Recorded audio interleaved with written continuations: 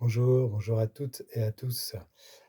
Aujourd'hui, je vais vous parler, de ma vision alchimique du travail que j'effectue sur les lieux de vie et comment, j'ai décomposé, le travail que j'effectue sur les lieux, selon les œuvres alchimiques. Alors je m'explique. Il faut savoir que dans l'alchimie traditionnelle, le travail que font les alchimistes sur, le métal et en même temps sur eux-mêmes en parallèle, ils le font selon différentes étapes qu'on appelle l'œuvre noire, l'œuvre blanc et l'œuvre rouge. Et en fait, j'ai utilisé ce parallèle, pour mettre en place le travail énergétique que je fais sur les lieux de vie, car je me suis rendu compte qu'effectivement, il y avait beaucoup de points communs dans cette façon de procéder et dans la façon dont je travaillais sur les lieux de vie. Alors, la première étape, que j'effectue, généralement, c'est prendre et là, il faudra regarder les vidéos précédentes, hein, que j'ai faites, notamment sur l'architecture vibratoire du lieu de vie pour comprendre ce de quoi je suis en train de parler. Mais effectivement, je vais travailler sur ce que j'appelle l'architecture vibratoire du lieu. Il y a l'architecture physique du lieu, d'accord? La maison dans sa physicalité, comme on l'aperçoit dans notre réalité. Mais il y a aussi une architecture qui est invisible à nos yeux, à notre regard, mais qui pourtant, représente pleinement le lieu dans l'éthérique. Et c'est une architecture, vibratoire. Et cette architecture vibratoire, elle est composée, de ce que j'appelle 3 manifestations. Elle est manifestée sous la forme, c'est-à-dire qu'on peut l'apercevoir sous forme géométrique. Elle va aussi se manifester sous forme de son, par le son. On peut entendre et percevoir le son de l'architecture et aussi par les couleurs. D'accord? Donc, premier travail que je fais pour travailler sur le lieu de vie, je vais travailler sur son architecture vibratoire et pour cela, je vais séparer l'architecture vibratoire sous ces 3 manifestations.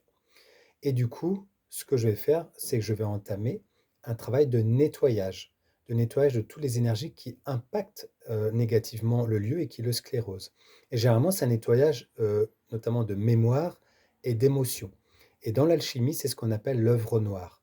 L'œuvre noire, c'est quand on va débarrasser, l'objet, le métal, par exemple en alchimie, ou alors le lieu de vie, de tout ce qui le sclérose et qui empêche la lumière de passer, la lumière de circuler. D'accord? Or, quand je parle de lumière, je parle de lumière divine, hein, je ne parle pas de la lumière physique, de la lumière du soleil. La lumière divine, finalement, c'est ce qui n'est pas de la matière. C'est autre chose que de la matière, parce que la lumière dont on parle régulièrement, c'est la lumière, de matière, hein. Ce sont des photons qui composent la lumière, que l'on perçoit, dans notre réalité. Là, je parle d'une autre lumière, je parle de la lumière divine, d'accord? Donc de quelque chose qui n'est pas de la matière, qui est autre chose que de la matière. Et finalement, le but du travail sur un lieu de vie, mais du travail sur nous-mêmes aussi, c'est d'aller chercher et révéler cette lumière dans notre matière, dans notre corps de matière. Et du coup, ce premier travail que je fais, donc l'œuvre au noir, c'est de nettoyer donc l'architecture vibratoire du lieu de tout ce qui va l'impacter, de tout ce qui va le scléroser. D'accord? Une fois qu'on a, séparé l'architecture vibratoire du lieu de toutes ces mémoires, de toutes ces émotions, voire même d'énergie de magie noire, d'implants parasites, enfin tout ce qui peut venir impacter, on va re-rassembler, l'architecture vibratoire, sous ces 3 manifestations que sont la forme, la couleur et le son. Donc on re-rassemble l'architecture vibratoire qui va du coup prendre une nouvelle forme beaucoup plus harmonieuse. C'est ce qu'on appelle l'œuvre au blanc, d'accord? Alors elle est symbolisée en alchimie par l'étoile à 5 branches. Donc en fait, c'est le but, c'est que l'architecture vibratoire du lieu retrouve une forme pleinement équilibrée et pleinement harmonieuse, une fois qu'elle a été débarrassée de tout ce qui l'a sclérosée, pour pouvoir se laisser traverser par la lumière divine. Ça, c'est l'œuvre au blanc. Et une fois que, hem, l'architecture vibratoire du lieu se laisse traverser pleinement par la lumière divine, eh bien, il y a une manifestation qui va se faire, une certaine énergie qui va circuler dans le lieu. On va appeler cela l'œuvre au rouge ou l'œuvre au pourpre. Et en fait, cette énergie va donner accès à, on peut dire au centre, vraiment au centre de l'architecture vibratoire du lieu. Et là, on va poser l'intention d'ouvrir comme une sorte de porte, hein. C'est ce qu'on symbolise par la pierre philosophale et cette porte, une fois qu'on va l'ouvrir au centre de l'architecture vibratoire du lieu, ça va donner pleinement accès à la multidimensionnalité du lieu. À la fois à la multidimensionnalité du lieu, c'est-à-dire le lieu dans les différentes réalités dans lesquelles il est manifesté et il existe, mais aussi la multidimensionnalité de tous les êtres qui vivent dans ce lieu. Les êtres qui vivent dans notre réalité à nous, notre réalité de matière, mais aussi les êtres de lumière, les êtres de la nature qui vivent dans d'autres réalités, hein. Finalement, le but, c'est qu'une fois que le lieu a retrouvé une architecture complètement harmonisée et qui peut enfin se laisser retraverser par la lumière divine, eh bien, il redevient multidimensionnel. Il ouvre la porte sur la multidimensionnalité de l'univers, sur la multidimensionnalité de la source divine.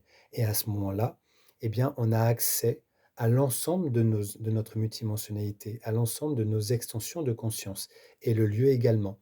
Et du coup, le lieu redevient complètement autonome, et il redevient souverain. D'accord? C'est comme une renaissance, hein.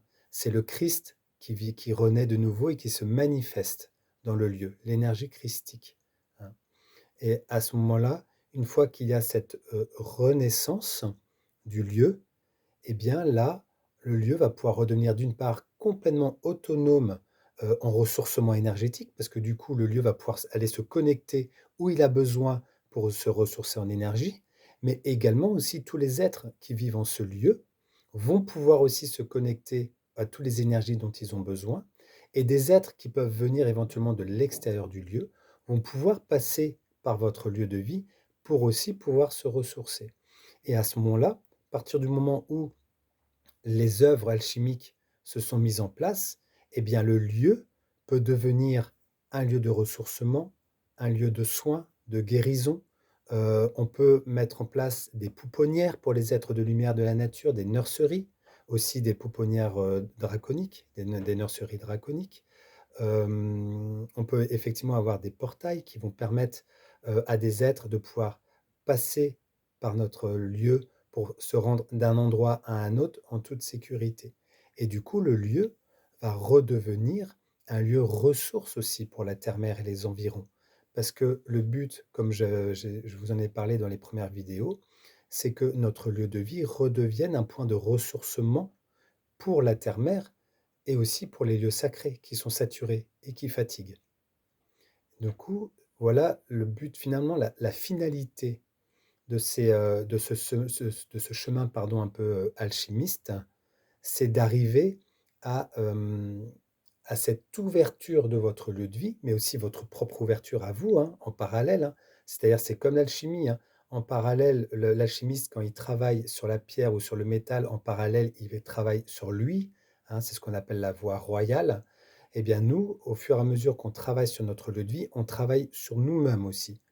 Et le but, c'est effectivement d'une part d'être pleinement incarné, d'accord? D'être pleinement incarné dans cette réalité et ça demande un ancrage énergétique par notre corps physique, mais aussi par notre maison et donc un ressourcement énergétique en toute autonomie, mais aussi d'être pleinement, connecté à la multidimensionnalité afin de comprendre qui l'on est, que l'on n'est pas seul, que nous ne sommes pas séparés et je vous rappelle aussi que c'est aussi le but de la conscience de votre habitat, de se souvenir qu'elle n'est pas seule et qu'elle n'est pas séparée et donc du coup, c'est par ce travail en profondeur dans le lieu, dans l'architecture du lieu, de nettoyage et de réharmonisation de l'architecture du lieu, on rouvre les portes on rouvre les portes à la pierre philosophale et à ce moment-là, le lieu va pouvoir être complètement autonome dans la transmutation de ces énergies. C'est-à-dire que au départ, on fait du nettoyage, on dégrossit l'œuvre au noir, on enlève. Mais le but, au bout d'un moment, c'est de plus être obligé de nettoyer, de passer par l'œuvre au noir, mais de passer par l'énergie violette alchimiste qui est représentée par l'améthyste, c'est-à-dire la transmutation.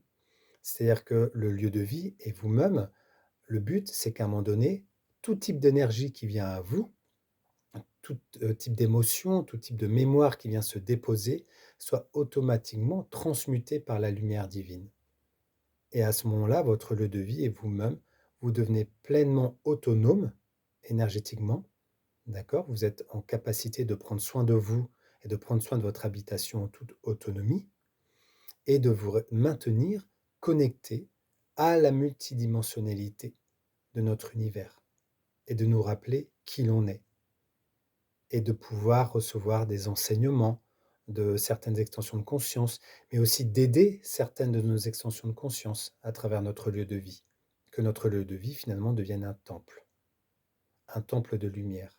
Et ça, je vous ferai ensuite une autre vidéo pour vous parler effectivement de ce qu'est un temple de lumière. Et est-il possible de mettre un temple de lumière en place chez nous, dans notre habitation? Mais avant de parler et de se diriger vers ça, il faut d'abord bien percevoir ce travail d'alchimie que l'on effectue sur notre lieu de vie au travers de l'œuvre au noir, l'œuvre au blanc et l'œuvre au rouge, afin d'arriver à l'énergie violette, qui est l'énergie de transmutation et qui est purement l'énergie alchimique. Voilà, voilà ce que je voulais vous partager aujourd'hui dans cette vidéo. Je vous souhaite une belle journée à toutes et à tous. Merci.